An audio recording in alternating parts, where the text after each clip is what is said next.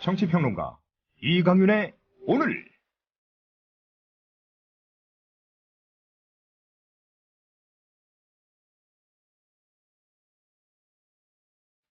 안녕하십니까, 이강윤입니다. 10월 21일 화요일 시작합니다.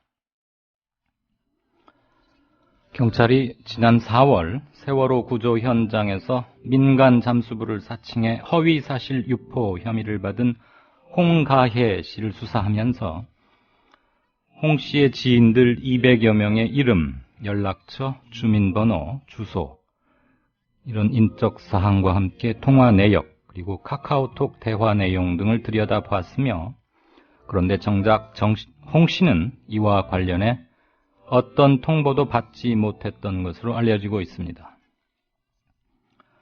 경찰은 또 최근 세월호 유가족 대리기사 폭행 사건 수사 과정에서 유가족과 변호인 사이의 카카오톡 대화 내용을 제출하라고 요구해서 변론권 침해 논란이 일기도 했습니다. 사이버 검열 대란 이후 통신수사 시스템 재정비 목소리가 높아지고 있는 가운데 현재 있는 규정도 제대로 지키지 않고 있는 걸로 나타났습니다.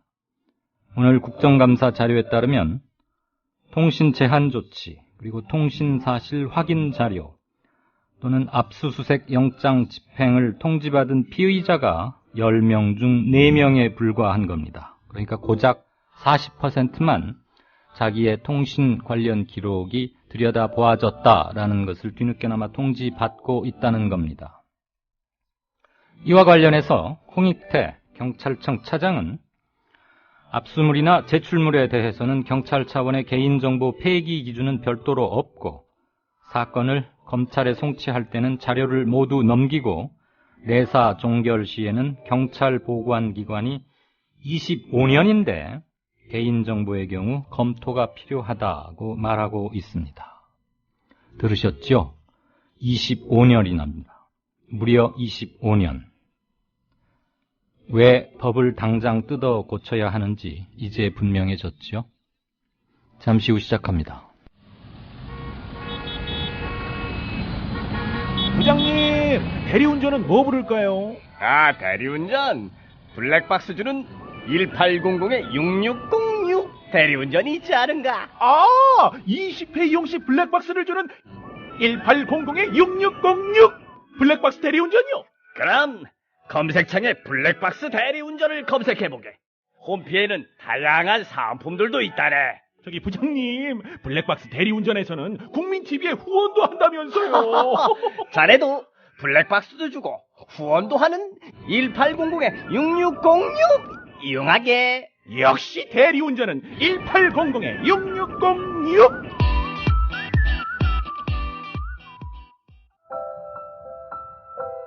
사람이 온다는 것은 실은 어마어마한 일이다.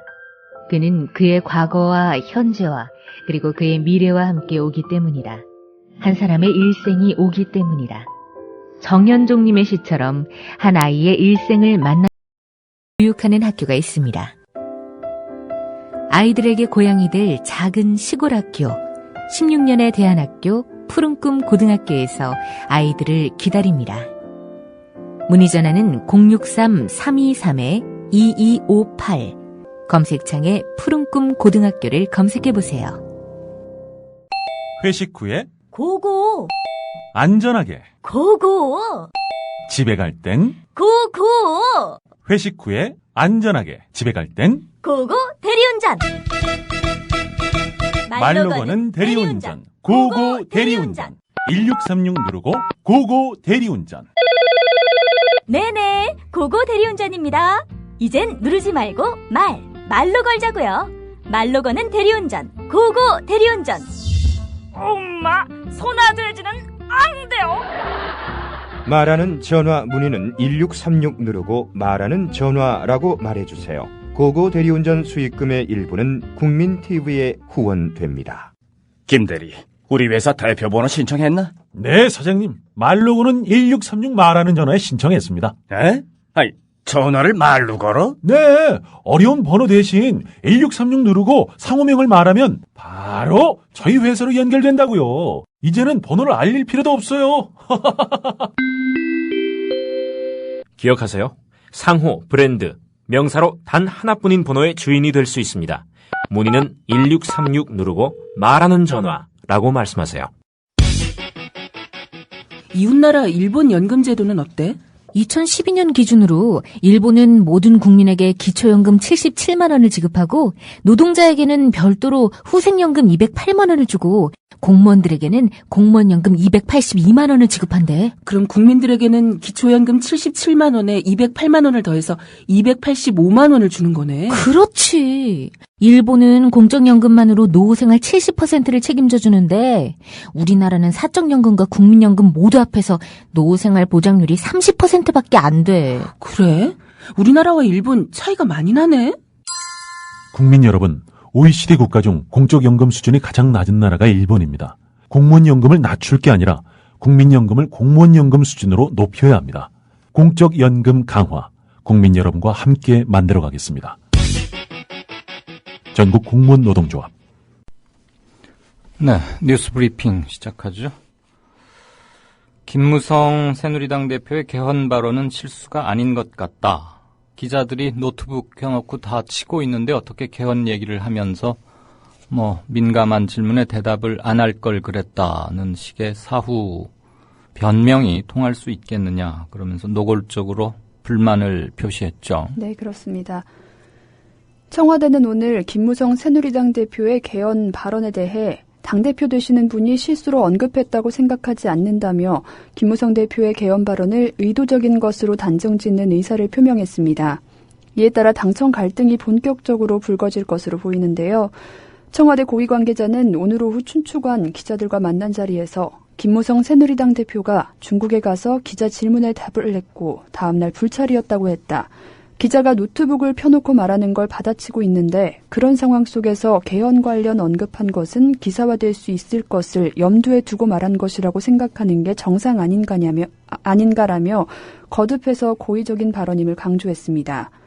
또 이 관계자는 지금 국가가 장기적으로 보다 나은 상태로 가기 위해 무엇을 해야 하냐고 반문한 뒤 개헌 이야기는 아니라고 본다. 그보다 연금 개혁 등을 통해 국가가 발전할 수 있는 토대를 차곡차곡 쌓을 시기이다라며 공무원 연금 개혁안 연내 처리를 주장하고 김 대표를 정면 비판했습니다.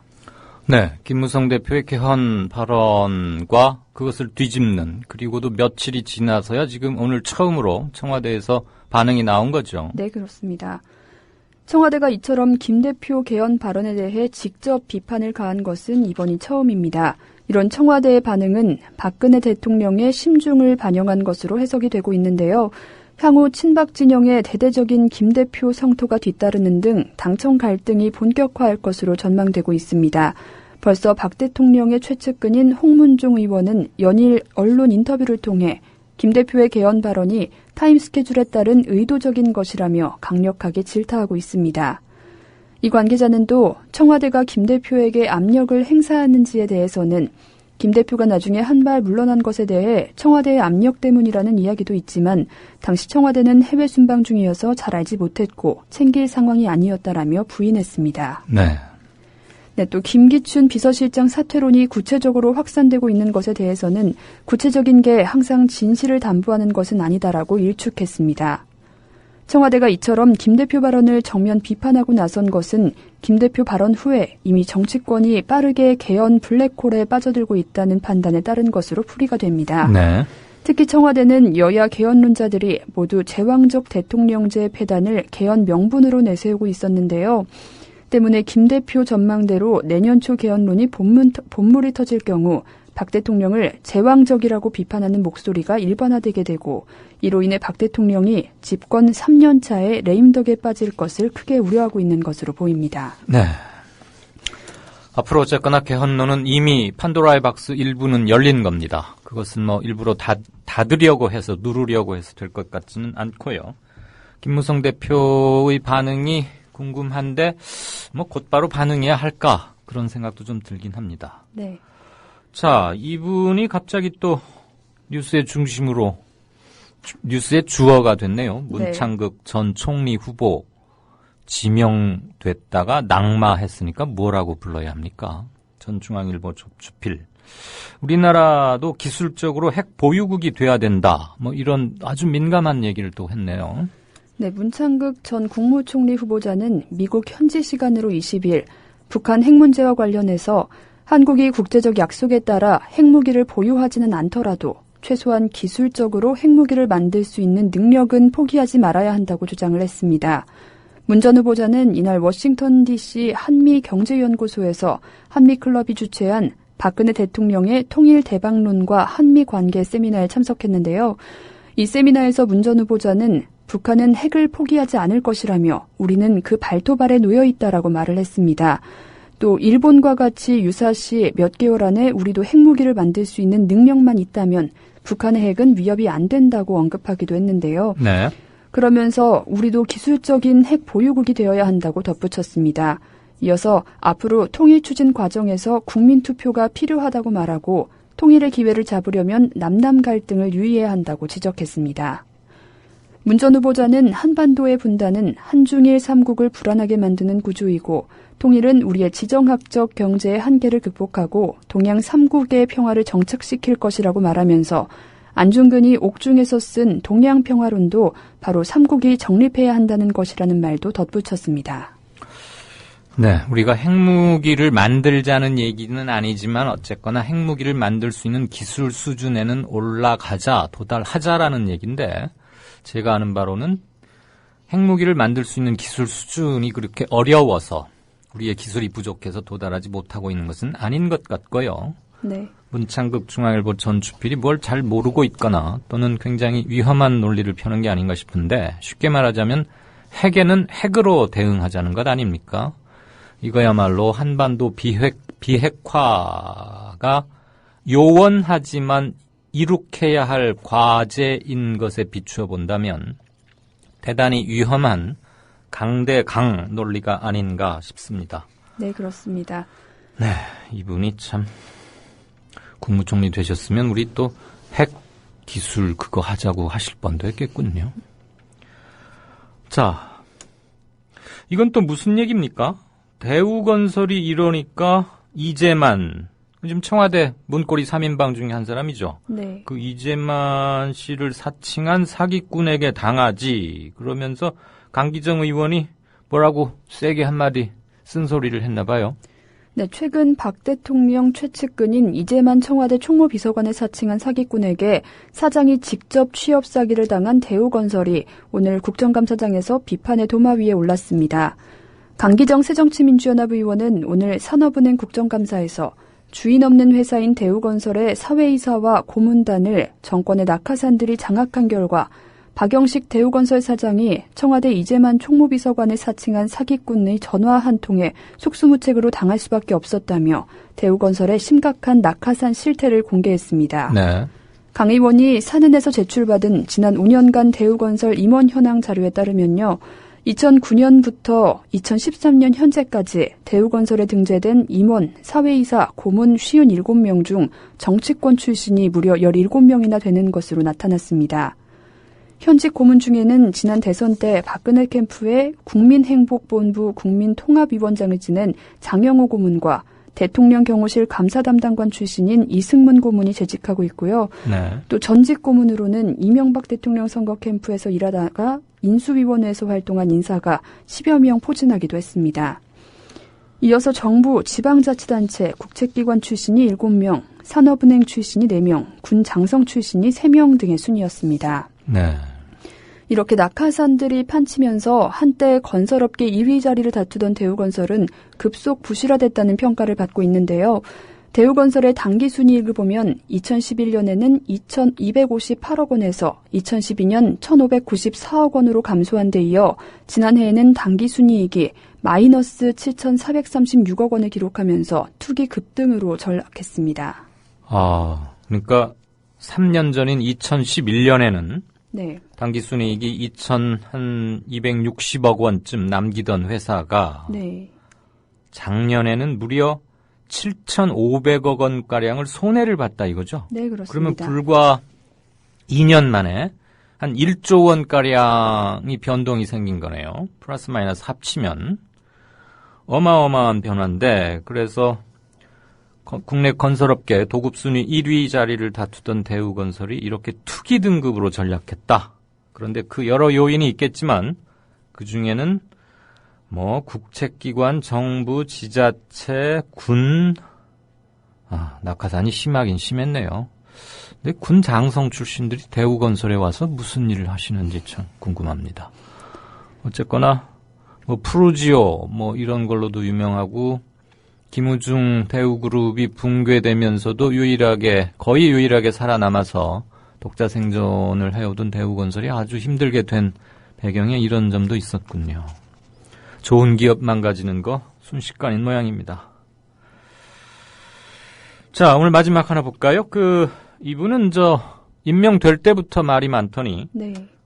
지금 대한적십자사 총재 취임한 지 며칠 되지도 않았잖아요. 네. 그런데 국정감사 앞두고 어디 중국으로 몰래 내뺀 건 아니에요. 왜 출국했답니까? 네, 김성주 대한적십자사 총재가 오늘 오전 국정감사 출석을 거부하고 새누리당 간사도 모르게 중국으로 출국한 사실이 드러나 야당 의원은 물론이고 여당 의원들까지 경로했습니다.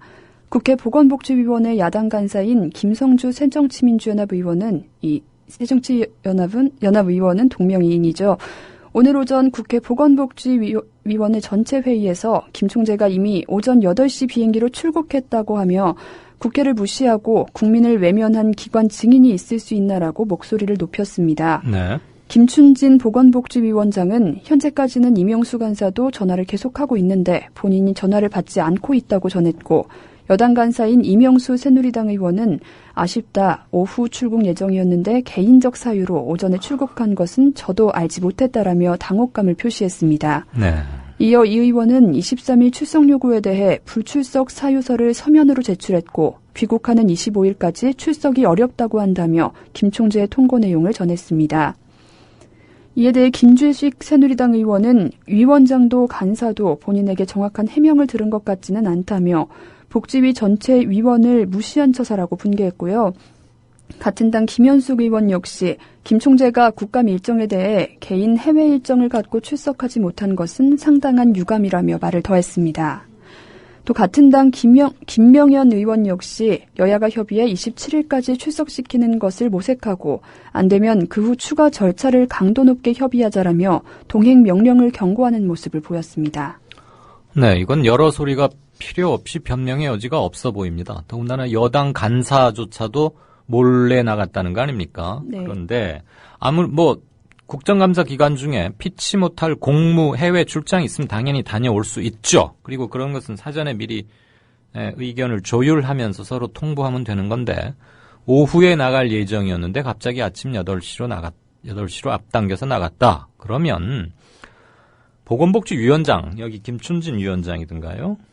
김 위원장한테 그런 걸 정식으로 통보를 해야죠. 통보라기보다는 공손하게 국민의 대표 기관이니까 이러저러해서 가게 됐다라고 말을 하고 가는 게 원칙이죠. 아무리 개인 기업만 오래 했다고 치고 대통령의 총애를 받는다고 치지만 이건 그것과 전혀 무관하게 무인이자 방자한 겁니다. 국민을 무시하는 거죠. 도대체 무슨 적십자사에 그렇게 긴급한 용무가 있다고 국정감사, 더군다나 취임한 지 며칠 되지도 않는 사람이 말이에요. 한심하기 짝이 없군요. 네, 잘 들었습니다. 지금까지 뉴스브리핑의 최혜윤 PD였습니다. 네, 감사합니다. 시청자 여러분 안녕하십니까. 미디어 협동조합 국민TV가 만우절인 4월 1일 오늘 거짓말처럼 30명도 채 안 되는 취재 제작 인력으로 거짓말처럼 매일 1시간짜리 생방송 뉴스를 만드는 TV방송을 시작합니다. 서울중앙지방검찰청에 중계카메라 나가 있습니다. 박보아 PD. 국민TV 뉴스 유지연입니다. 국민TV 뉴스 김희주입니다. 국민TV 뉴스 김진입니다. 국민TV의 첫 TV 프로그램은 밤 9시 당신의 진실한 메신저 뉴스K가 있습니다. 뉴스K, 국민이 세운 미디어 협동조합이 만듭니다. 네, 10월 21일 화요일입니다. 전국적으로 비가 내리고 있죠. 그 파일들 추리고 하는 과정에서 뉴스 재구성을 먼저 내보내드린 점 양해 부탁드립니다.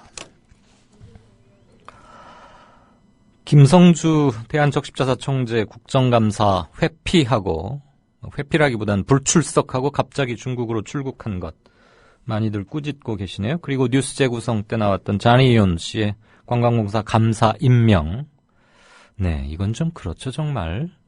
만으로 79세. 그럼 뭐 아무리 건강관리를 잘 해오셨다고 하더라도 팔순이시면 관광공사가 할 일이 꽤 많지 않지 않습니까? 중국, 일본 이런 쪽과의 관광 교류 문제도 있고 국내 관광도 활성화시켜야 하고 이전에 이참 독일인이었다가 귀화한 분 그 업무 가지고도 조금 그래서 뭐 불명예 제대 비슷하게 했는데 뭐 경륜이 아무리 뛰어나다고 해도 그가 텔레비전의 그 코미디 분야에서는 걸출한지는 모르겠습니다만은 한 기구를 이끌 수장으로서 적합한지 모르겠는데 그러게요. 이런 분을 참 아무리 정권을 잡으면 상당 부분을 자기 마음대로 할 수 있다고 치지만 이런 게 작태가 되풀이되니까 승자 독식 운운하면서 제왕적 대통령 그리고 싸잡아서 한국 정치 문화까지 지금 후진화되는 게 아닌가 싶습니다. 문창극 씨의 미국 발언에 대해서도 몇몇 분들이 비슷한 톤의 견해를 주셨습니다. 서영석 이사장은 뭐예요? 시원한 일갈, 이강윤 쌤은 정제된 일갈, 김용민 PD는 비웃는 일갈. 일갈에 또 이렇게 종류가 많군요. 문창극 씨의 발언은 정말 위험하다고 봅니다. 한 개인으로서도. 네. 겨울님은 좀 그 오해가 풀리셨으면 좋겠고요. 네, 조금 이따가 다시 한번 게시판 보고 다음 코너로 넘어가겠습니다. 정치평론가 이강윤이 함께하는 국민라디오 이강윤의 오늘.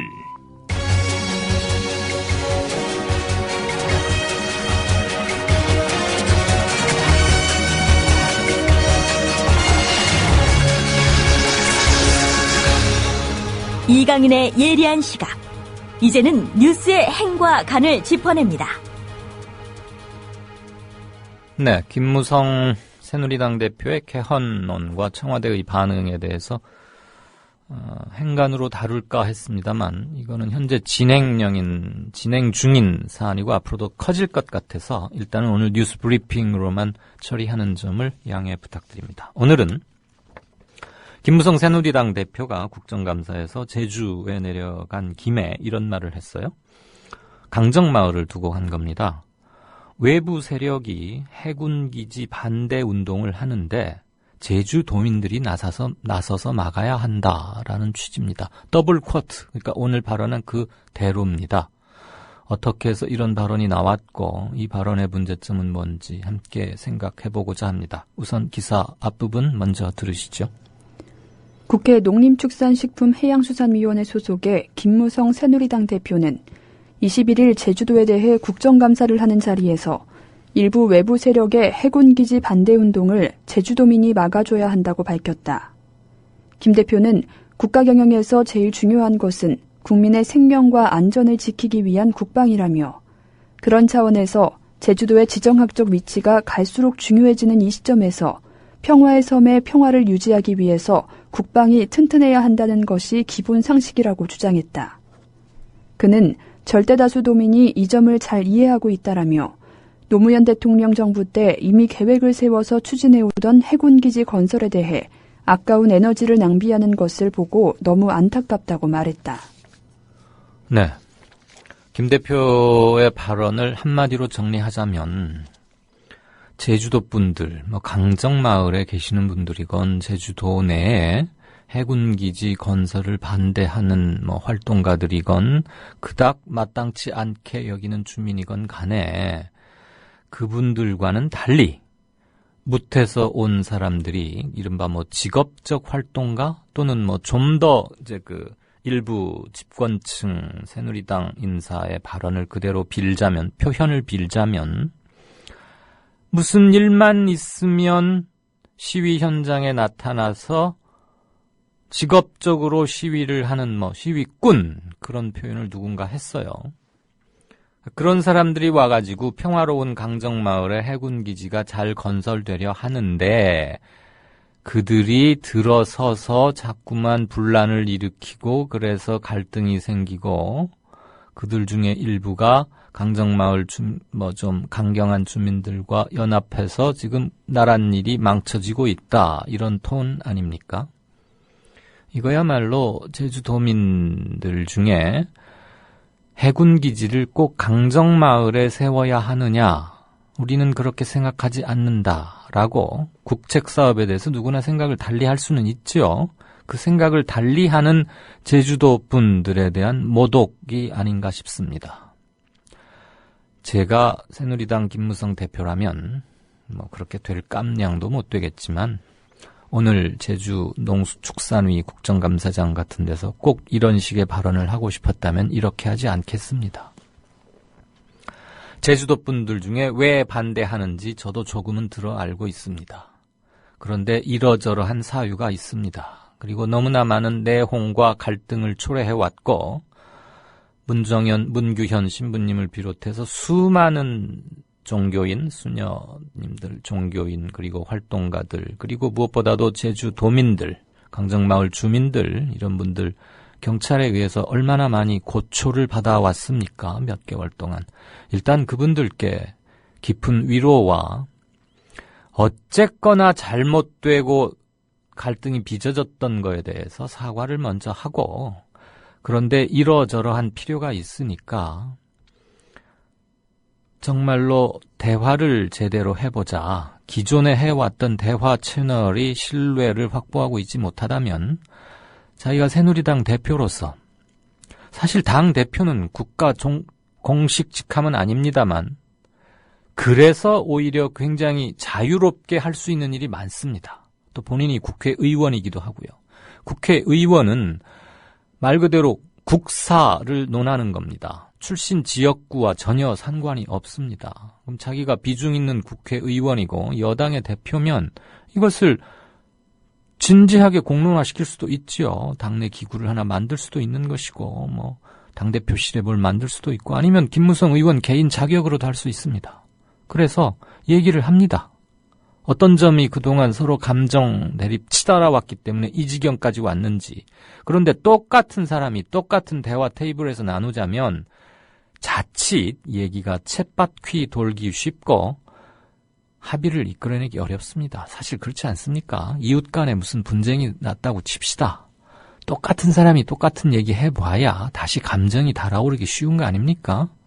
그렇다면 김무성 대표는 그때 강정마을이 논란의 핵심으로 메인 이슈가 됐을 때 그 일선에 있지 않았었습니다. 그럼 지금 다시 말할 수 있지요.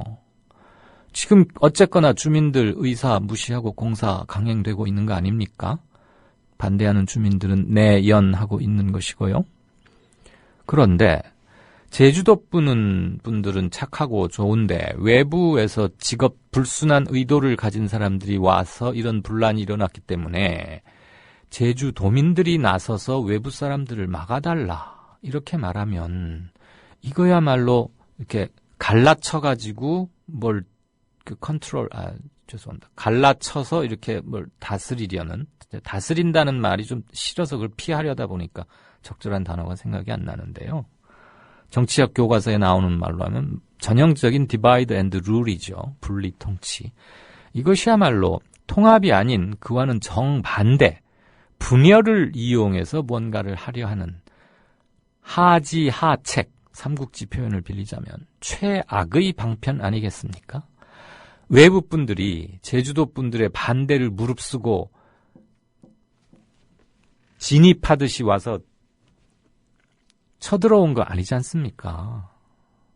뭔가 생각이 같았기 때문에 와서 그 자기 몸 희생해 가면서 자기 경비 써가면서 강정 지키자고 했던 건 아닙니까? 똑같은 저울에 놓고 누가 옳은지 그른지를 알 수 없다고 칩시다. 그렇지만 어쨌건 대화를 해야죠. 그 대화를 하는데 너, 나 가려가면서 하면 그게 대화입니까? 편가르기죠. 편가르기는 뭡니까? 바로 싸우자는 거죠. 나 아니면 너인데, 피 아니면 아인데, 아군, 적군. 그게 편가르기의 기본 아닙니까? 그러면서 무슨 강정마을의 평화적 해결을 할 수 있습니까? 더군다나 오늘 이런 말도 했습니다. 국정감사장에서. 자신의 지역구가 부산시 남구, 지금은 이제 거기 아닌데 부산시 남구가 지역구이던 시절에 삼함대 사령부 확장 이전에 앞장섰던 경험을 소개했습니다. 김 대표가. 당시 해군 참모총장의 의사타진을 받고 우리나라와 같은 특수한 상황에서 군 기지를 혐오시설로 배척하려는 것은 정말 옳지 못하다고 주장하면서 지역 주민의 엄청난 반대를 무릅쓰고 주민들을 설득해서 유치에 앞장선 적이 있다. 이렇게 회고를 했습니다. 부산 남구에 3함대 사령부 확장 이전이 된 것과 강정마을이 지금 정부가 하려는 대로 했을 때 몇십 년 후에 바뀌게 될 것은 상당히 많은 차이가 있는 걸로 저는 듣고 있습니다. 어쨌거나 김무성 당시 의원이 해결하던 방식 좋습니다.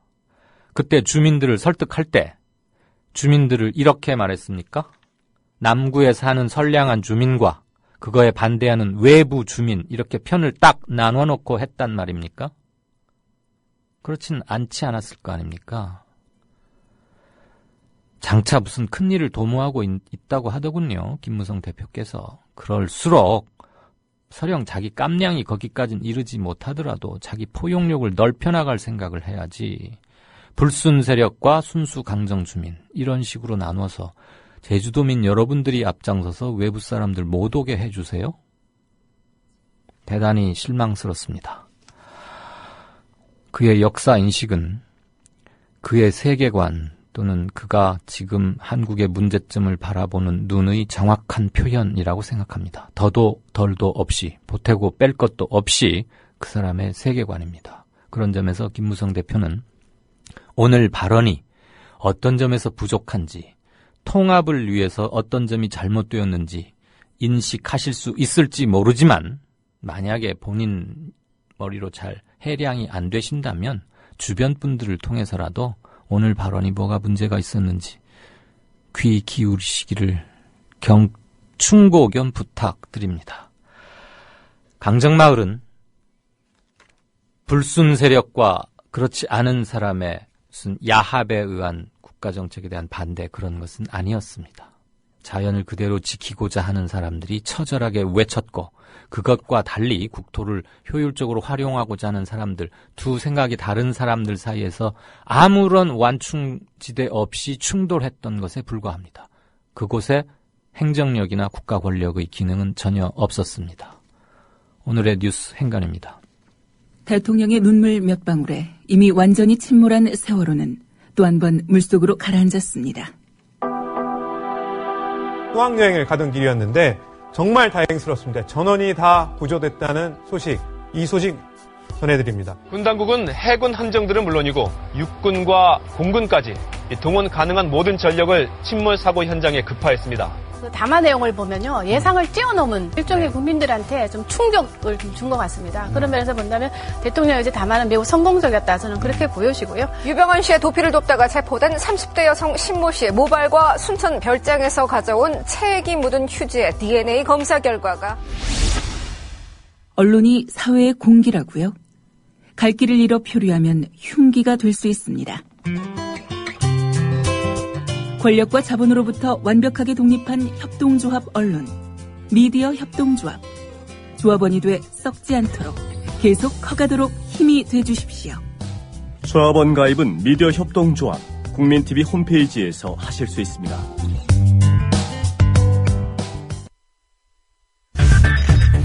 이강윤의 오늘, 이제는 정가 산책으로 함께합니다. 정치권 동향, 생생하게 풀어드릴 분은요. 네, 한국일보 양정대 기자 안녕하세요. 네, 안녕하세요. 오늘 뭐가 힘듭니까? 왜 이렇게 쭉 가라앉아 있죠? 네? 아, 괜찮아요? 약간의 치통이 있어서. 아, 나는 또 전국 상황이 답답해서 비분강개한 나머지 지금 방송하기 싫어가지고 목소리 쫙 까시는 줄 알았어요. 그 기분 관계한 뭐 첫사pen 하는 거죠. 저 겁먹게 하지 마세요. 자, 청와대가 김무성 대표한테 그걸 지금 변명이라고 합니까? 그러면서 아주 노골적으로 뭐라고 한마디 했습니다. 오늘 청와대가 사실 그 얘기를 할 거라고 별로 이렇게 예상들을 못했을 것 같아요. 대부분. 예. 왜요? 그러니까 그동안에 박근혜 대통령이 귀국한 이후에 어떤 반응이 있지 않겠느냐 뭐 이런 정도의 예상은 했었지만 그런데 며칠 조용했잖아요. 그러니까요. 어제 그제 계속 조용했다가 지금 오늘 이 얘기를 했는데 이 시점이 이 시간대를 조금 이따 제가 설명을 드릴 텐데 굉장히 좀 절묘해요. 그러니까 이게 이제 결국은 그 청와대에서도 이 박근혜 대통령의 의중을 담은 게 이제 홍보석에 이 한마디인데 박근혜 대통령의 의중이 담긴 얘기라고 봐야 되겠죠. 예. 홍보석의 얘기는 그러니까 김무성 대표의 개헌 얘기 이게 어떻게 실수였겠냐. 네. 그러니까 우리는 실수로 보지 않는다는 얘기는 결국 고의로 그렇게 일부러 전략적으로 그렇게 얘기한 거다라고 이제 규정을 지어버린 거죠. 예.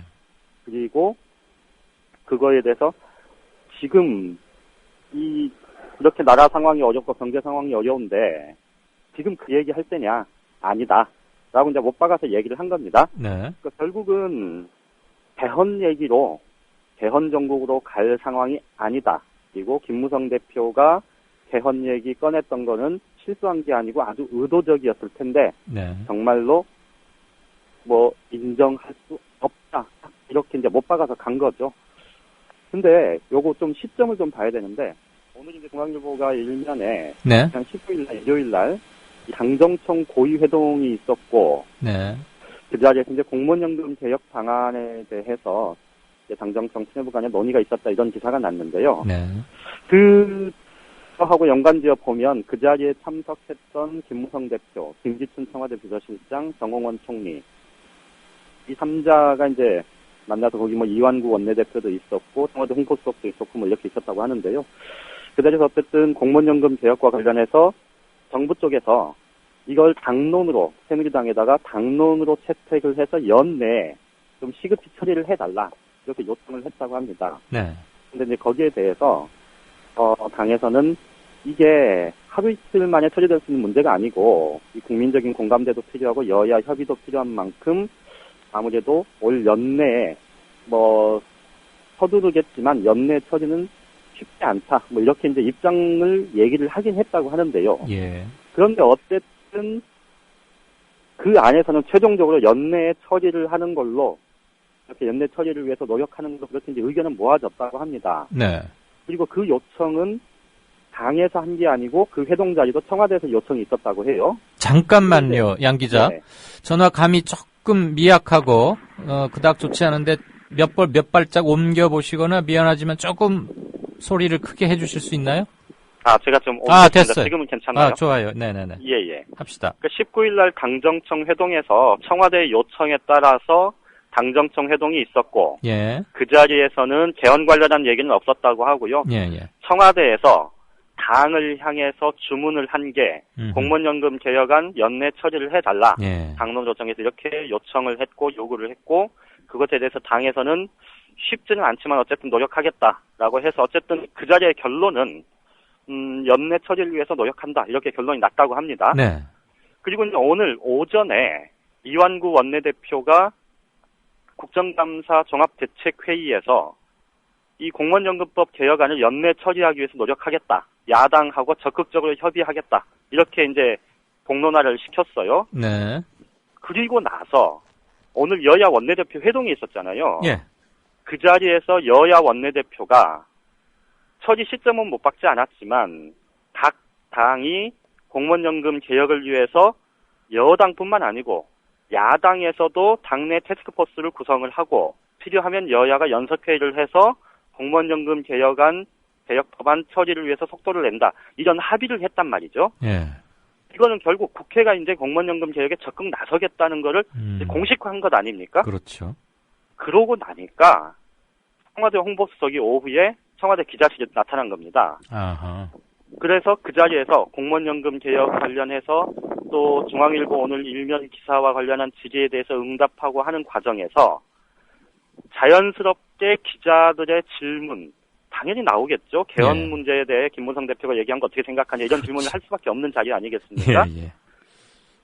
거기서 작심한 듯 김무성 대표가 실수한 거 아니다 라고 이제 대놓고 비판을 가한 거죠. 그래서 지금 시간이 절묘하다 이렇게 말했군요, 아까. 그렇죠. 그러니까 그 청와대에서도 아주 타임테이블을 정교하게 맞춰놨던 거죠. 그러니까 그 대통령이 순방하던 중에 이 김무성 대표가 개헌론 꺼내니까 이제 친박계 의원들이나 청와대 여러 쪽에서 강력하게 항의를 했고, 그러니까 김무성 대표가 그 다음날 곧바로 국민들이 아닌 박근혜 대통령한테 죄송하다 이렇게 이제 고개를 숙였지 않습니까? 그래서 이제 일단 어쨌든 스타일은 구겼는데, 그런데 어제도 말씀드렸듯이 박근혜 대통령한테 사과를 하다 보니 국민들도 특히 야당에서 박근혜 대통령 때문에, 제왕적 대통령 때문에 결국은 개헌 논의가 안 되는 게 말이 되냐? 이제 이렇게 비난을 하고 나서니 청와대가 한 번 더 발끈을 한 거죠. 그러니까 지금 여권의 핵심 이슈는 개헌이 아니고 공무원연금 개혁이다 라고 해서 이 당정청 회의, 고위수뇌부 회의를 소집을 해서 그 자리에서 어쨌든 뭐 공무원연금 개혁은 하지 말자고 할 수 있는 사람은 없잖아요. 그렇죠. 특히 이제 여당 대표 입장에서는. 그러니까 거기서 이제 의기투합한 걸로 모양새 갖추고, 오늘 여야 원내대표 회동을 앞두고 여당 원내대표가 이거를 공론화하고 야당하고의 협상 과정에서 여야 모두에서 태스크포스를 구성함으로써 국회가 공무원연금 개혁에 주력하는 걸로 그렇게 모양새는 다 갖춰놓은 다음에 이제 김무성 대표를 적극적으로 비판을 하고 나선 거죠. 그거 참, 아휴. 그래, 김 대표가 뭐라고 또 답 한마디 더 할 것 같아요? 오늘 김무성 대표가 제주도 국정감사를 했습니다. 지금 국회 농해수위 소속인데요. 조금 전에 그 얘기 했어요. 제주도 갔다 와서 이제 의원회관에 들어왔다가 기자들 만나서 뭐 내가 17일 날 대통령한테 사과하면서 더 이상 개헌 얘기 안 하겠다고 했으니 더 얘기는 안 하겠다. 이렇게 하면서 더 이상 얘기는 안 했는데, 그런데 김 대표의 얘기도요, 곰곰이 좀 천천히 뜯어보면 그 얘기에 가시가 좀 있는 대목이 있습니다. 어떤 대목이요? 어떤 거냐면 이 공무원연금 개혁 관련해서 이거는 뭐 정부가 먼저냐 국회가 먼저냐 뭐 이렇게 따질 문제 아니고 여권 전체가 협심해서 이렇게 해야 가능한 현안이다 뭐 이렇게 이제 얘기를 하면서도 무슨 얘기를 했냐면, 내가 당대표 되기 전에 이미 당내에 특위가 꾸려져 있었다. 공무원연금 개혁 관련해서. 그런데 내가 당대표가 된 뒤에 나한테 그리고 새 지도부에다가 이 문제는 정말 여권이 혼신의 힘을 다해서 이렇게 고쳐야 한다, 개편해야 한다, 그리고 지금까지는 이러이러한 노력들을 이렇게 준비해왔다, 이런 얘기를 누구 하나 나한테 한 사람이 없다. 보고 한번 들은 바가 없다? 그렇죠. 그건 잘못된 일이다. 이렇게 딱 잘라 얘기를 했어요. 그런데 제가 아까 그 19일 당정청 회동 얘기를 계속 강조를 하는 이유 중에 하나는 그건데요. 이게 결국은 19일날 당정청 회동이 사실상 김기춘 청와대 비서실장이 박근혜 대통령의 의중을 실어서 새누리당 김무성 대표한테 지금 개헌 말고 공무원연금이 중요해라고 사실상 지시를 한 그런 모양새로 해석이 충분히 가능한 상황이거든요. 그렇죠. 그러니까 저번에 그 김무성 대표하고 이완구 원내대표가 청와대에 긴급 호출이 돼서 한번 간 적이 있었지 않습니까? 세월호법 협상 관련해서. 그때 박근혜 대통령이 해외 순방을 나가기 직전이었던가요? 전이죠. 그 전이죠. 거기서 이제 세월호법 관련해서 여야 간의 어떤 문제, 뭐 이런 것들에 대해서 이제 나름대로 이 국회에서 경제관련법 빨리빨리 처리를 해달라, 뭐 이런 사실상의 지시를 했다, 이런 평가들이 나온 대목이 있었지 않습니까? 그거하고 비슷하게 이번에도 이 박근혜 대통령이 사실은 지금 개헌 말고 공무원연금 개혁에 나서야 되는데 라는 생각을 사실상 그 자리를 통해서 아주 강하게 연내에 반드시 해달라, 반드시 해라라고 사실상의 지시를 한 그런 자리의 성격이 컸고, 그것 때문에 사실은 김무성 대표가 오늘 그 공무원연금 개혁과 관련해서 누구 하나 나한테 그런 얘기 안 해놓고 인제 와서 뭐 이런 좀 아주 뭐랄까요? 비판적인 생각들이 좀 담긴 그런 표현이었다고 해석을 할 수 있을 것 같습니다. 상당히 입이 뼈투루하게 나온 모습이 그려는 지는데 네네. 그걸 또 기자 앞에서 그렇게 말하는 것도 뭐하잖아. 정말 그게 불만이었으면 특위위원장 불러다가 내가 새로 대표가 됐으니까 이전까지 업무 보고 보시오. 뭐 이렇게 했었어야지 말이야. 그렇죠. 그러니까 지금 김무성 대표도 그렇고 이 청와대 쪽도 그렇고 서로 지금 이제 자존심 싸움 하는 거죠. 그러게요. 예. 근데 말이에요, 양 기자. 김 대표가 중국에서 상하이에서 뭐라고 기자들한테서 한마디 했다가 그 다음날 바로 걷어들였지 않습니까? 네네. 그날 이제 양 기자도 귀국해서 바로 여기 정가산책 복귀하면서 전했는데 리포트 해주셨는데 김 대표가 자기 상하이 발언을 거둬들일 때 이렇게 말했어요. 개헌 논의를 연내로는 하지 말자.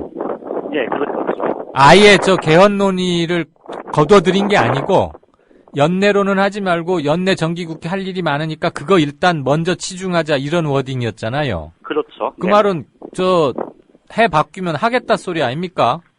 그런 셈이죠. 지금 어제 사실 제가 김무성 대표하고 가까운 한 보좌진하고 저녁을 같이 먹었는데 아마 내년 연초에 신년 기자회견 뭐 이런 거 이제 대체로 다 하잖아요. 그렇죠. 그러니까 그 자리에서 아주 구체적인 구상을 밝힐 가능성도 열어놓고 얘기를 하고 있더라고요. 그러니까 주도권을 확실히 쥐고 나가겠다. 예. 그런 생각은 지금 분명히 하고 있는 건 사실인 것 같습니다. 그러면 개헌론을 두고 김무성과 박근혜 대통령이 최악의 경우에는 한판 맞짱 뜰 수도 있다 이렇게 보십니까? 일단 그 문제도 그런데 이제 조금 상황상에 좀 변화들이 좀 필요한데요. 진짜 최악의 경우에. 네, 그렇죠. 최악의 경우에는 그럴 수도 있는데. 근데 이제 지금 김무성 대표 쪽에서 조금 부담스러워하는 대목이 몇 가지가 있는데요. 일단 하나는 지금 둘째 딸 수원대 교수 채용 과정 이거 관련해서 지금 참여연대가 서울지방지검에 고발을 해서 검찰 수사가 진행 중인데 현재는 거의 제가 취재한 바로는 막바지 단계라고 해요. 그리고 김무성 대표 쪽에서도 이제 의견 전달을 했다고 하고 이제 진술 간접적으로 그러니까 이렇게 서면 답변 이런 걸 보냈다고 제가 들었는데 그거는 제가 이제 확실하게 확인된 건 아니고요. 어쨌든 조만간에 이제 수사 결과가 발표가 될 가능성이 좀 있어 보이는데 거기서 만약에 불기소가 나면 불기소 처분을 하게 되면 여당 대표니까 봐줬다 이런 비난들이 굉장히 쏟아질 가능성이 높지 않습니까? 그런데 만약에 결국은 나중에 가서 무죄가 나더라도 일부라도 어떤 부분이라도 기소가 되고 나면 사실은 이 김무성 대표 입장에서는 굉장히 곤혹스러울 수밖에 없습니다. 그렇죠. 그거 계속 따라다닐 거 아니에요. 그렇죠. 대선 후보 나올 때까지. 그리고 또 하나는 2012년 대선 과정에서 이건 이제 대선 과정에서 그때 이제 총괄 선대본부장 하면서 NLL 대화로 이거 공개한 것 이거 가지고 좀 논란이 있었잖아요. 그런데 부산 유세 때 무혐의 처분이 되긴 했지만 이 비슷한 건으로 기소가 됐었던 논란이 됐었던 정문원 의원에 대해서 검찰이 약식 기소를 했는데 법원에서 정식 재판을 지금 선고를 한 상태 아닙니까? 그렇죠. 그런데 정문원 의원 쪽에서는 그게 무죄 판결 가능성이 거의 100%다 이렇게 장담을 하지만 이것 역시 어떻게 갈지 모르고 이 재판이 어떻게 되느냐에 따라서 김무성 대표에 관한 논란도 다시 한번 재현될 가능성이 굉장히 높거든요. 그러면 어떻게 보면 사실 크게 보면 이미 두 가지에 있어서는 김무성 대표가 지금 박근혜 정부에 코가 끼어 있다고 봐야 될 거예요. 그러니까 요 문제들까지 이런 주변 과정 상황들까지 포함이 돼 있기 때문에 김무성 대표의 온신의 폭이 아주 넓지는 않다 이렇게 보는 게 맞을 것 같습니다. 이거 물어보면은 우리 양 기자가 대답하시려나? 안 해도 되는데요. 우리 청취자분들 후환을 별로라고 생각하시면 안 해도 되고 좀 후환이 무서우시면 대답해 보시고. 김무성 새누리당 대표가 대선 주자감으로 우리 양 기자 평가하시기에 어때요? 저는 사실 김무성 대표를 취재한 게 뭐 길지가 않아서 야, 빠져나가지 말고 그냥 제 스스로 평가를 하기는 이르다고는 생각은 하는데 네. 뭐 옆에서 보기에 그렇게 뭐 대통령감이다 그런 생각이 들진 않아요. 아 그래요? 네, 그러니까 좀 되게 처신이 그렇게 진중하고 예. 좀 이렇게 그러진 않는 것 같고 아 그래요? 전략적인 판단 능력 이런 것들도 아직은 얼마나 있는지 뭐 확인할 길이 없어서 예. 그거 좀 되게 뭐랄까 이렇게 좀 구설수에 오르는 경우들이 꽤 많잖아요. 예. 그러니까 이게 이번 개헌 문제 같은 경우도 사실은 조금 더 신중하게 접근을 했었으면 이렇게 불필요한 논란으로 번지진 않았을 텐데 뭐 이런 생각도 좀 들고요. 예. 그래서 뭐 그렇긴 합니다. 예. 아니 뭐 저는 막 몸집도 크다하고 막 배포 큰 장비라 그러나 막 그런 분인 줄 알았어요. 제가 잘 몰라서 어떤 분인가 하고 하도 유명하고 그러길래 말씀 잘 들었습니다. 네네. 그나저나 김무성 대표한테 찍혀가지고 미움받는 거 아닌지 모르겠네. 제가 괜한 걸 물어서요. 아이 뭐 글쎄요. 근데 어쨌든 오늘 논란의 핵심은 김무성 대표가 좀 개헌으로 정기국회 이후에 내년 초 연말 내년 초에 이제 개헌 얘기로 좀 끌고 가려고 하니 이 청와대에서 여권의 당면 과제는 개헌이 아니고 공무원연금 개혁이야. 라고 딱 못 받고 아예 쐐기를 받고 나선 그런 상황이다. 이렇게 보시면 될 것 같습니다. 잘 알겠습니다. 오늘 뭐 제가 좀 약간 좀 얄궂은 질문도 드렸는데 아닙니다. 재미있게 넘어가십시다. 고맙습니다. 예, 고맙습니다. 네, 지금까지 정가산책 한국일보 정치부의 양정대 차장이었습니다.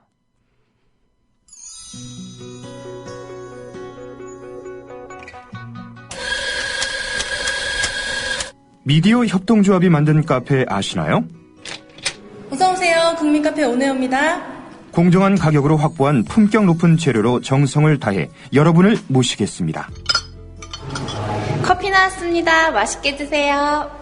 지식이 있고 공감이 있는 강연이 있고 즐거움과 행복이 넘치는 공연이 있는 공간. 서울 마포구 월드컵로 37 웰빙센터 지하 1층 국민카페 오네어로 여러분을 초대합니다. 국회 교육문화위원회의 한국관광공사에 대한 국정감사.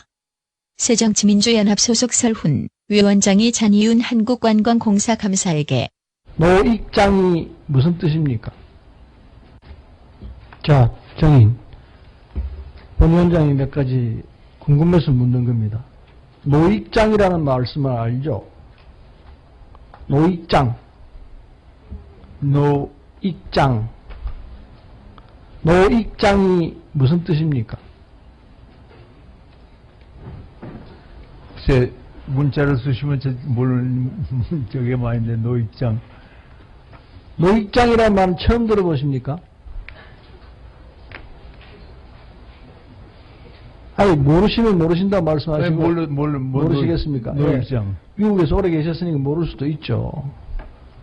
나이 드신 분들이 힘써서 일하는 모습을 노익장이라고 표현합니다.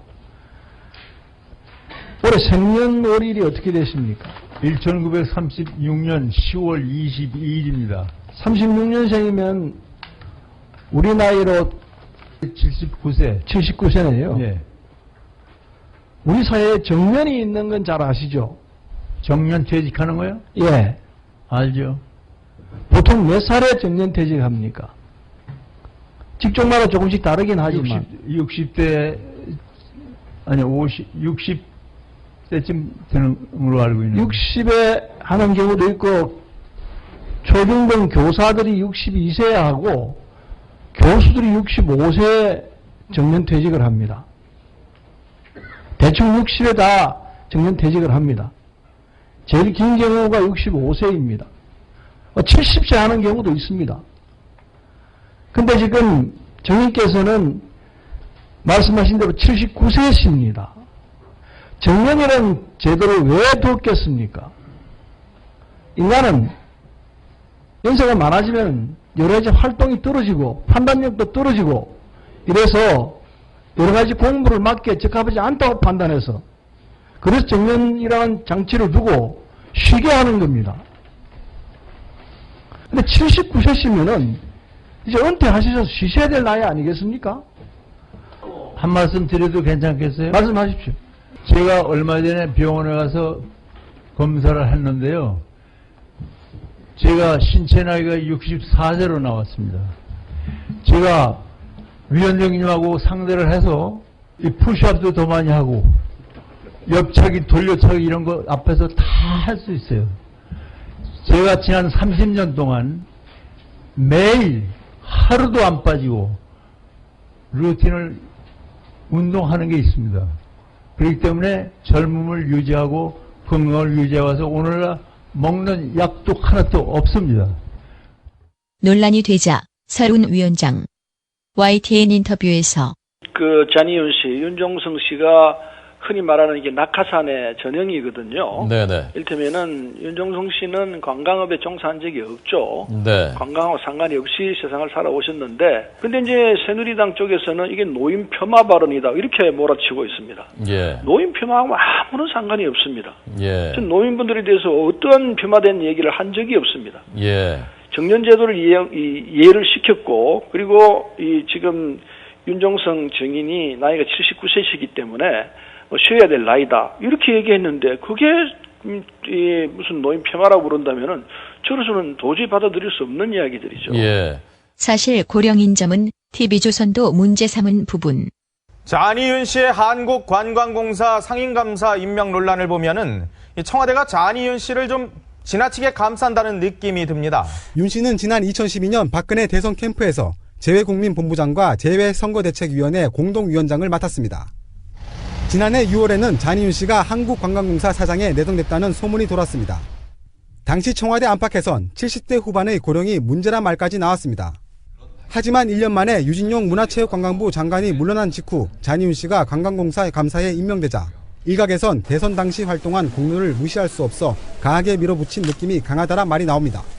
그러자 새누리당은 김대중 전 대통령을 끌어오는데 새누리당은 김대중 전 대통령은 81살까지 대통령직을 수행했다면서 폄하 발언을 즉각 사과하고 위원장직을 사퇴하라고 요구했고, 이런 새누리당은 지난 1997년 근거도 없이 고령이라는 이유만으로 김대중 대선 후보의 건강 문제를 트집 잡지 않았던가? 당시 MBC 보도. 신한국당은 국민회의 김대중 총재의 건강 문제로 반격을 가해 비방전을 발열시켰습니다. 자신의 주치 검진만 고집하고 있는 것들만 봐도 김 총재가 대통령직을 수행하는 데는 아무래도 건강상의 문제가 있는 것 같다는.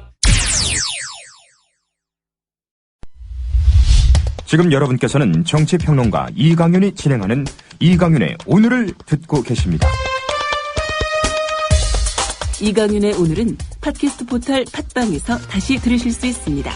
의견과 건의가 있으시면 게시판에 남겨주세요.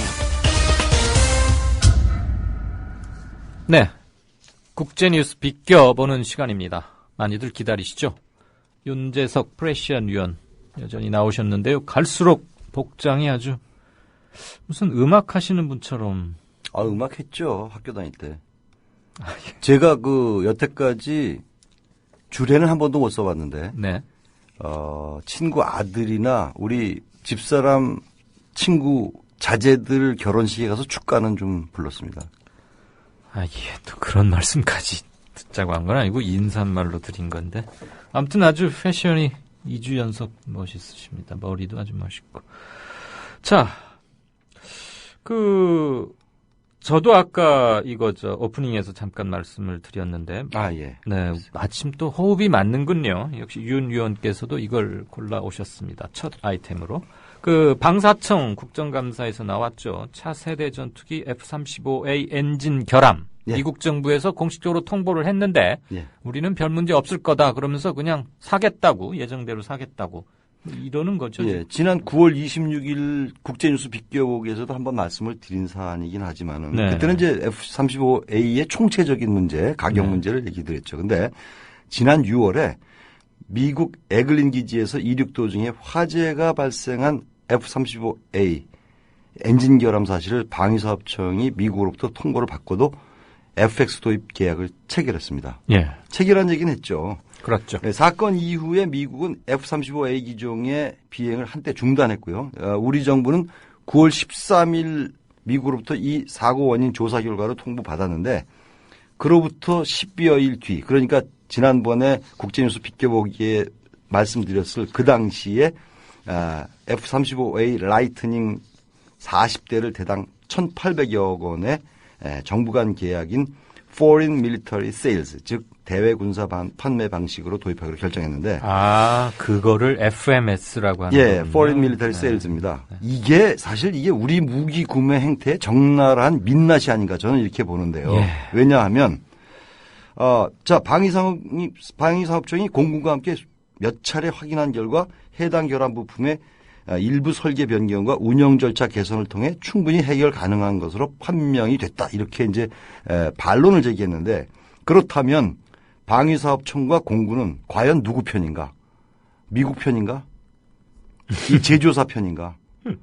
적어도 한국 국민 편은 아닌 것 같아요. 아니죠, 이게. 이게 근데 혈세로 사야 된다는 거 아닙니까? 예. 네.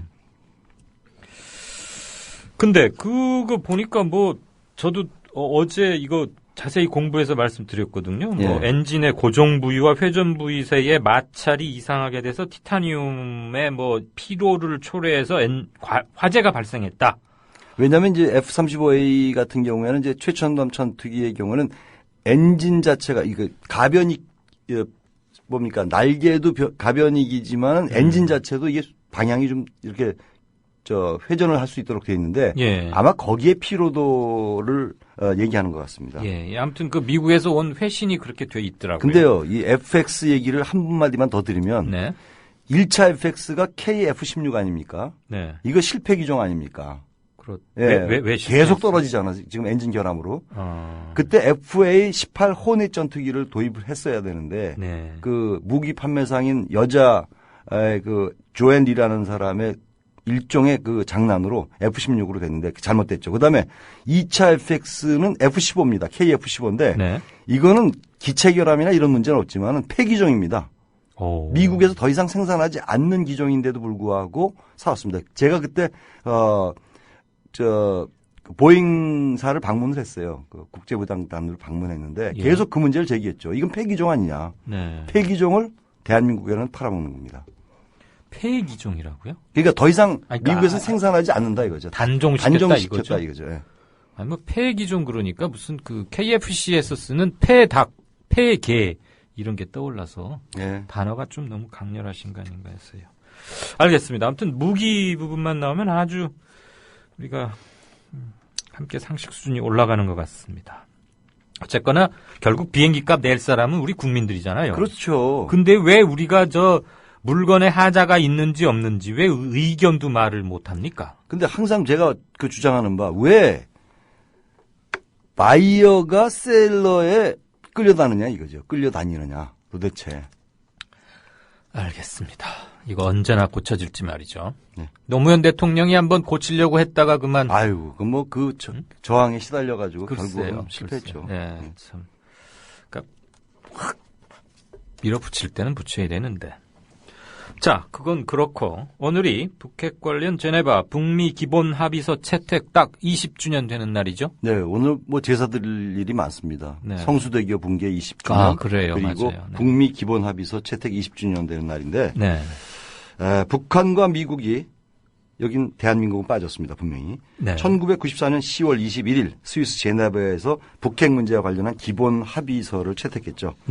일단 그 당시에는 북핵 협상이 타결이 됐었습니다. 북미 기본 합의서는요. 국제 원자력 기구 IAEA의 특별 사찰 요구에 반발해서 1993년 6월 북한이 NPT, 즉 핵확산 금지 조약을 탈퇴했지 않습니까?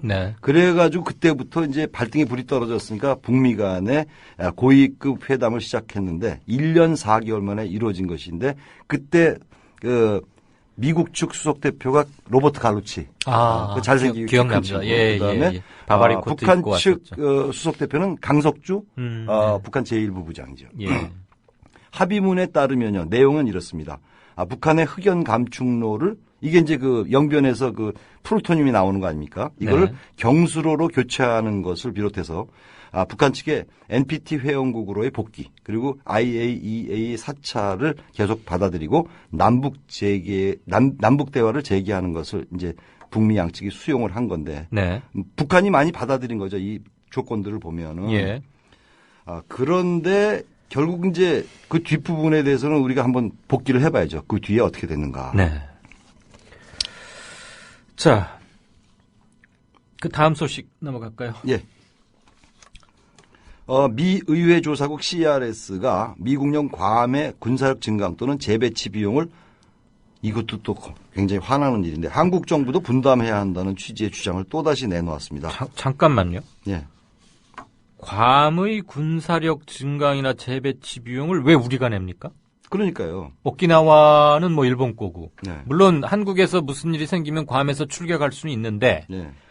그거는 미국이 전체 태평양이나 아시아에 대한 군사 정책을 유지하는 과정에서 자기들 필요로 한 건데. 근데 이런 주장이 사실 처음이 아니라는 사실이죠. 왜냐하면 제가 누차 말씀드렸지만 아시아 태평양 지역의 안보와 관련해서 이 미국이 이제 갈수록 이 동맹 우방국들의 비용 분담을 강조하는 와중 아니겠습니까? 특히 이제 일본이 굉장히 많이 떠맡으면서 네. 일본은 집단 자위권을 행사하겠다는 쪽으로 이제 용인을 해주는 쪽인데. 예.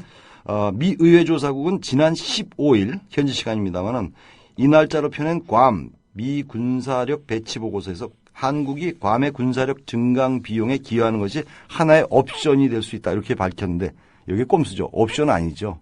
필수 조항이 되겠죠. 네. 그런데 왜 지금 진행자가 말씀하신 대로 왜 괌의 그 군사력 증강에 우리가 돈을 내야 되느냐? 예. 작년에 북한이 괌에 대한 미사일 공격 가능성을 거론했지 않습니까? 그래요. 맞아요. 그리고 이에 맞서서 대포동 3호인가 할 때 괌까지 그렇죠. 간다고 그랬죠. 실제로 갈 수 있습니다. 중요한 것은 네. 정확도가 어떻게 되느냐, 어디 떨어졌냐 문제인데 그러니까 미국이 기다렸다는 듯이 사드, 뭐 요새 뭐 김진명의 소설에도 나오는데 네. 고고도 미사일 방어 체계 THAAD의 괌 배치 방침을 공포한 이후에 이 보고서 개정판이 나올 때마다 이 한국의 방위비 분담이 포함된 것으로 알려졌는데 우리 측의 입장이 굉장히 모호해요. 네. 이것은 미국 측의 희망사항에 불과하다. 미국 정부 당국자들로부터 그런 얘기를 들어본 적이 없다. 괌의 군사비용 일부를 한국이 부담한다는 것은 미국 측이 희망하는 사항일 수도 있지만 현실적으로 가능성이 없어 보인다. 그런데 여태까지 되게 이래놓고서 그 다음에 보면 우리가 냈죠. 이 괌은 좀 그렇네요. 괌에서 한국에 오는 데만 4시간 반이 걸리죠. 근데 그걸 왜 우리가 분담해야 되느냐. 동두천에서 평택 가고 용산에서 평택 가는 것도 지금 쉽게 말하면 이사 비용 내라는 거 아닙니까? 이사 비용 내고 거기 정지 작업이니 모든 거의 그 토양 오염된 것 그거 제대로도 안 하고 말이에요. 네, 그렇죠. 괌까지는. 그럼 뭐 조금 더 나가면은 네브라스카에 있는 무슨 미국 기지 옮길 때도 우리도 그럼 몇 푼 내야 되나요? 그럴지도 모르죠. 왜냐하면 총체적인 방위 체계 하에 우산 아래 대한민국이 들어있지 않느냐. 네. 이렇게 얘기하면 미사일 디펜스 체제 아래 묶여 있으니까. 아유 참. 혈맹이니까. 네, 혈맹이요. 네. 자. 에볼라, 일부 서아프리카, 나이지리아 같은 데서는 에볼라 추가 발병 이제 없다. 에볼라 퇴치 선언 이런 것도 나온 얘기를 얼핏 헤드라인에서 봤는데, 네. 우리나라, 박 대통령이 며칠 전에 외국 나가셔가지고 파견하겠다고 그래서 또 네. 국내 의료인들이 좀 반발하고 그랬잖아요. 네. 이게 봉사활동하라고 하는 건데 왜 명령하듯이 가야 되느냐. 어쨌거나. 그거는 조금 문제가 있죠, 사실. 네. 근데 쿠바가 에볼라와의 전쟁에 적극 동참하겠다 이렇게 밝히니까 미국 언론이 또 잘하는 일이다 이렇게 얘기했다면서요? 예. 미국 뉴욕 타임즈는 오늘 사설을 통해서요. 에볼라 사태에 대해 선제 대응한 쿠바의 노력을 높이 평가하면서 마땅히 칭찬받고 본보기가 될 만하다 이렇게 이제 주장을 했는데, 네.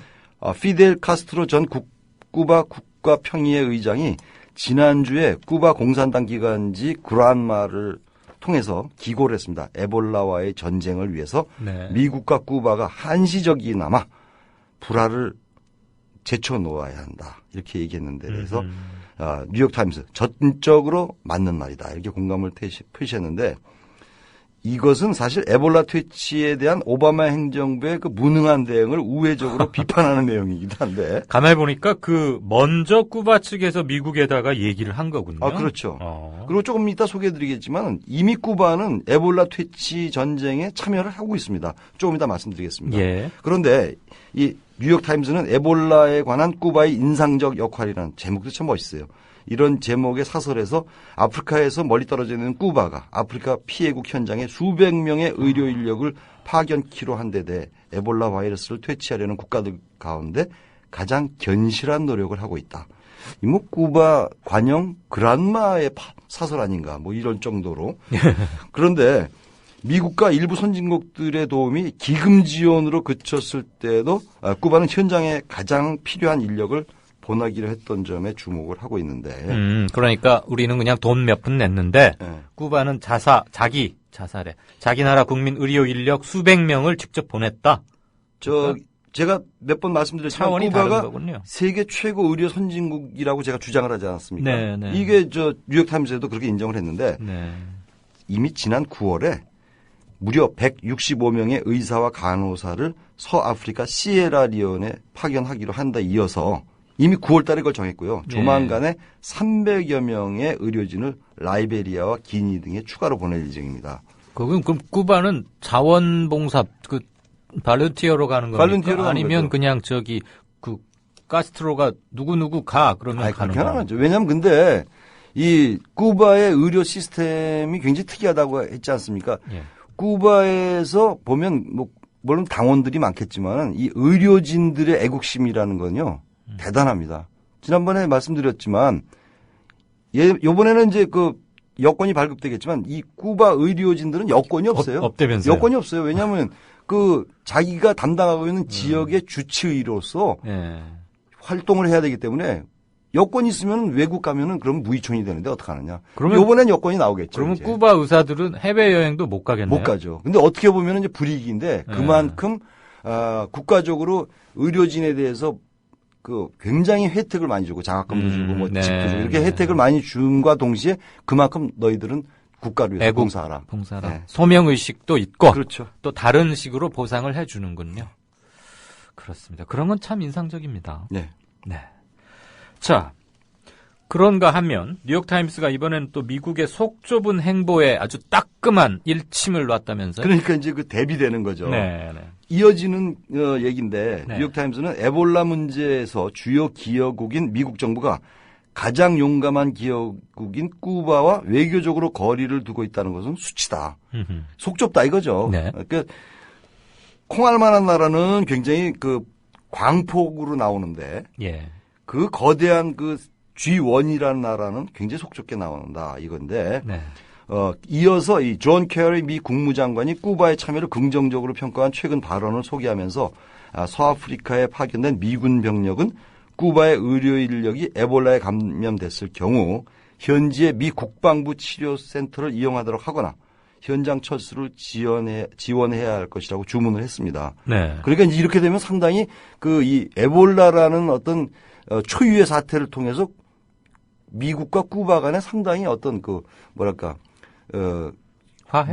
화해나 밀월 정도까지 갈 수 있는 그런 단초가 마련될 수도 있다고 이제 볼 수 있겠는데 속 좁은 미국이 이제 폭을 좀 넓혀야 되겠죠. 이러다 NYT 찍혀가지고 혼나는 거 아니에요? 근데 피델 카스트로 평전에 극찬을 한 신문이 NIT라는 거 지난주에 말씀드렸죠. 하셨죠. NIT가 그래도 아직까지는 독립적인 논조를 펴는 신문이니까. 그냥 해본 질문이었어요. 우리는 우리 같겠습니까 어디? 자, 쿠바 얘기 나왔으니까 쿠바 얘기 하나만 더 하고 윤 의원님이 아주 열정적으로 말씀해 주시는데 잠시 게시판을 한번 들여다보고 다시 이어가도록 하죠. 그러죠. 자, 1960년대 쿠바 혁명기에 시가를 문 채 개발의 흑백 사진을 찍어서 유명해진 이거 굉장히 아이콘이 됐지 않습니까? 유명한 페이스북에도 이거 자기 사진으로 쓰는 분들 많더라고요. 유명해진 스위스의 사진 거장 르네 비리옹이 별세를 했습니다. 올해 연세가 어떻게 되십니까? 81살인데 조금 아쉽죠. 요새 81살이면 아직 노익장을 과시할 만한데. 81세 오늘 작고를 하셨는데, 작고했는데, 젊었을 때의 체게바라 C 가문 사진을 찍었다. 그러면 몇 살 때 찍은 거예요? 상당히 그게 오래 60년대니까 뭐 계산해보면 50여 년 전에 찍은 거죠. 50년. 예. 그러니까 그분이 한 30대였었겠죠. 네. 근데 이 세계적 보도사진 작가 그룹인 매그넘이라고 있지 않습니까? 매그넘, 예, 아주 있죠. 뭐 대단한 그렇죠. 그룹인데 네. 이 매그넘이 공식 발표를 했는데 스위스 쭈리히에서 숨졌다고 했는데 이 르네 비디 이옹의 인생 역정도 굉장히 재밌어요. 1933년생인데 무려 10대 소년이었던 시절에 그러니까 1946년에 윈스턴 처칠 당시 영국 총리가 스위스를 방문했을 때 카퍼레이드 도중에 아버지의 카메라를 빌어서 처칠의 모습을 담으면서 이른바 사진계에 입문을 해서 평생을 사진을 찍었는데 23살 때는 농화학교를 찍어서 농화를 위한 탄주라는 제목을 붙인 사진이 미국 잡지 라이프에 실리면서 이제 주목을 받기 시작했고요. 1956년에 이제 매그넘에 합류를 하고 그 다음에는 이제 1963년 미국 언론과 인터뷰 중에 시가를 피며 상념에 잠긴 듯한 전설적 혁명가 게바라의 모습을 찍어서 세계적인 인물로 동시에 부상이 되는 거죠. 게바라도 부상이 되고 사진 찍은 사진 작가도 부상이 되는데 이 밖에도 이 파블로 피카소 그리고 피델 카스트로 당연하죠. 그리고 자코메티라는 조각가 있지 않습니까? 교과서에 그렇죠. 나오죠. 자코메티. 그리고 이 사람은 난 잘 모르겠는데 건축가 르코르비지라는 사람들 등의 그 명사들의 세계적인 명사들의 사진을 잇따라 촬영해서 스스로가 세계적인 사진가로 이제 입지를 한 거죠. 그 말 하니까 그분이 생각나네요. 앙리 까르띠에 브레송이라는 사진 작가가 그 사팔뜨기 사르트르? 보바르도 찍고 그 어느 다리에서 이렇게 안경 낀 사르트르가 한참 얘기하고 굉장히 그것도 인상적인 유명한 사진. 그리고 이제 사진 얘기가 나왔으니까 로버트 카파라는 그 양반은 이제 이 사진 기자로서 아주 세계적인 인물이죠. 매그넘을 가장 대표하는 분 아닙니까? 그렇죠. 우리가 저 가끔씩 국내에서도 전시회를 하죠. 자, 역시 뭐 유니언은 그냥 국제뉴스 비껴보는 거지 뭐 종횡무진 올라운드 플레이어 같습니다. 잠시 게시판 좀 보겠습니다. 6시 47분 들어왔네요. 국제뉴스가 조금 긴 듯해서 중간에 좀 쉬어가겠습니다. 산들에서님께서 6시 44분 조금 전에 무기는 미국 쓰레기 무기를 우리가 받고 우리 자주권은 미국에다 갖다 바치고 우리는 미국이냐 아니면 대한민국이냐 그랬는데 지금 전시작전권 문제 재연기를 지금 우리가 요청해 놓지 않았습니까? 내일 윤병세 그리고 한민구 외교 국방 두 장관이 한미 간의 2+2 회담을 위해서 내일 워싱턴으로 떠납니다. 아이고 한마디만 합시다. 전시작전권 재연기를 환수 재연기를 왜 하는지 모르겠어요. 전시작전권 재연기를 부탁을 하면서 무기를 또 사는 거예요. 그랬죠. 우리가. 지금 그런 의혹이 그러니까 있죠. 전시작전권 환수를 우리가 하겠다 해놓고 무기 구입에 있어서도 상당히 우리가 갑의 역할을 하면 되는데 이 노인네들은 미국이 우리를 버리면 어떡하냐 이런 어떤 공포에 휘말리고 있단 말이에요. 전혀 아니거든요. 먹고 살아야 되니까 미국은 무기를 팔 수밖에 없어요. 그럼 우리가 갑이 돼서 사야 되는데 항상 을이 돼서 산다는 게 문제죠. 앞으로 제가 조금 흥분을 했습니다. 아닙니다. 앞으로 한미 군사 특집 한번 하십시다. 그거 한번 하죠. 금요일 1시간짜리로. 네네. 1시간은 아니고요. 깜짝 놀랐습니다. 제가 지금 조심스럽게 한마디 드리려고 하는데 갑자기 나오신 바람에 어쨌거나 내일 2+2 회담을 위해서 외교, 국방 두 장관이 가는데 미국 의회가 우리가 지금 F-35A 그다음에 글로벌 호크 미사일 그리고 패트리어트 3 이거 사기로 지금 최종 결정이 최근에 연달아서 내려지지 않았습니까? 그래서 미국 의회가 처음에는 전작권 연기 재연기 요청에 대해서 굉장히 부정적이고 좀 수가 틀어져 있다가 공교롭게도 그 세 가지 무기, 첨단 무기들 구매 계약 체결하고 나니까 많이 호의적으로 돌아섰답니다. 네네. 그러니까 참 이해가 안 가요. 저는. 또 아줌님께서는 꾸바 낯섭니다. 쿠바가 전 더 좋아요. 윤리원님께 하시는 말씀 같은데요. 다름과 닮음. 이분도 아주 촌철살인이시죠. 한미 혈맹은 미국이 한국의 피를 빨아먹는 흡혈귀입니다. 아유, 이건 참. 예. 저는 그냥 읽기만 했습니다. 다른님. 물잡이님도 똑같은 말씀을 해주셨네요. 이 부분에 대해서 굉장히 격분들 하십니다. 혈맹인데 우리 미국 국방비도 지원해달라는 얘기냐, 이런 말씀 많고요. 불량 전투기 사들이는 것은 결과적으로 이적 행위 아니냐. 군납 비리와 무기 도입 비리는 그들이 좋아하는 보안법으로 사법 처리해야 하지 않을까요라고 대단군께서 대단한 견해를 주셨습니다. 노형동 이씨님, 어느 분인 줄 압니다, 저 이분. 지난번에 오해 풀리셨죠, 이 선생님? 국제뉴스 코너는 두 분의 멘션에 아슬아슬한 중독성이 있어요. 유익하고 좋다는 뜻입니다.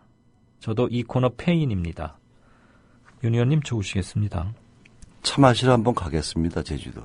자, 그리고 아까 중요한 견해를 하나 아까 제가 양정대 기자한테 김무성 새누리당 대표께서 대권 대선 주자 감이 되십니까? 이렇게 짓궂게 물었더니 또 몇 분이 견해를 주셨고요. 그건 그냥 좀 릴렉스하게 해서 드린 말입니다. 외국어님께서 저에게 고견을 주셨습니다. 부탁드립니다. 1. 진행자는 외래어가 아닌 외국어 사용을 좀 자제해 주십시오. 한국어도 영어처럼 들릴 때가 많아요. 이 말씀은 뭔지 제가 잘 모르겠습니다. 저는 비교적 또박또박 정확한 한국어 발음을 한다고 나름대로 생각은 하고 있었는데 영어처럼 들려서야 큰일 나죠. 그 다음에 2번. 그럽시다 저럽시다 이런 거 하지 말아주세요. 나이 많으신 청취자도 듣고 있습니다. 네, 명심하지요. 그런데 말을 조금 대화체로 하다 보면 그런 점이 있었습니다. 선생님 지적 듣고 나니까 되돌이켜 생각이 듭니다. 각별히 유념하겠습니다. 외국어라는 아이디 닉네임 쓰시는 분 고맙습니다. 자, 오늘도 다는 소화를 못해드린 점 죄송합니다. 다음 얘기 계속 넘어갈까요? 한 3분 정도밖에 안 남았는데 최대한 알맹이만 뽑아서 컴팩트하게. 네네.